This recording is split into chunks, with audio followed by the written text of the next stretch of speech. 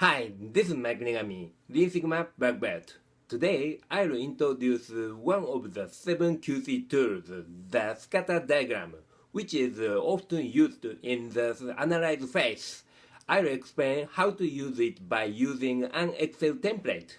The scatter diagram is used to find if there is any statistical relationship between a pair of datasets. For example, between daily sales in an ice cream parlor and daily highest temperatures, or between people's height and weight. This statistical relationship is called correlation. When one dataset increases and the other dataset also increases, we say they have positive correlation. If it's opposite, they have negative correlation. One consideration here is that even if there is correlation, you cannot say that the two datasets have a proven cause and effect relationship. However, correlation gives you a big clue for that.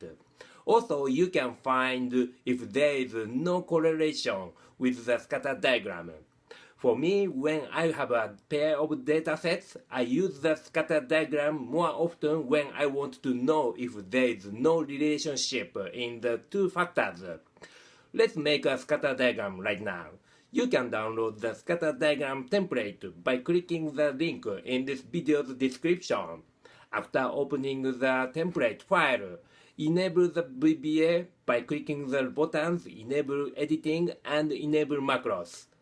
First, you'll prepare a pair of datasets in the two columns in Excel for which you want to check correlation and open the file. Then click this to generate a scatter diagram. Excel is asking, is an Excel file that has your data open for a scatter diagram? Click yes. Then you'll be asked, is this the correct data file? If it's correct, click yes. Select the 3 columns of data factor names and the 2 datasets. Optionally, you can select only the 2 dataset columns. If your data has data headers, include them. Then click OK and see the result.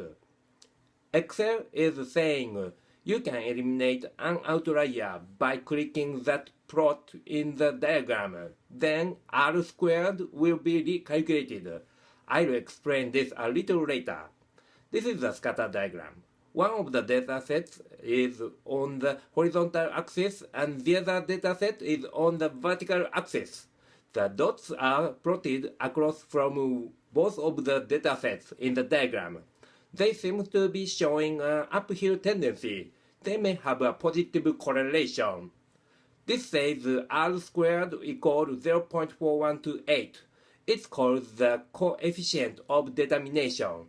The value is between -1 and +1. As it is close to +1, it interprets that there is a strong positive correlation. Conversely, as it is close to -1, there is a strong negative correlation. Also, as it is close to 0, there is no correlation. Generally speaking, you can say that there is a strong correlation if R squared is more than 0.5 or less than -0.5. However, this is just a guideline. You should verify it with other information. What you have to be aware of is the presence of outliers. These datasets are the daily number of customers in an ice cream parlor and each day's highest temperature. This point is an outlier. Even though that day's temperature was low, they had many customers. Click the dot, then Excel will ask, is this an outlier and do you want to exclude this data? You can see this highlight and know this data is on the 20th. Upon investigation, they had an unusually big customer group on that day. Since this is unusual, let's exclude the data. So, click yes. Then Excel excludes that dot and recalculates R squared. It became 0.6379. Since it's more than 0.5, there is a strong positive correlation. Therefore, statistically, this ice cream parlor gets more customers as temperature increases. Today, I talked how to make a scatter diagram and how to interpret its result. Thank you very much for viewing. Please click the subscribe button. Also, click and watch my other related videos. Thanks.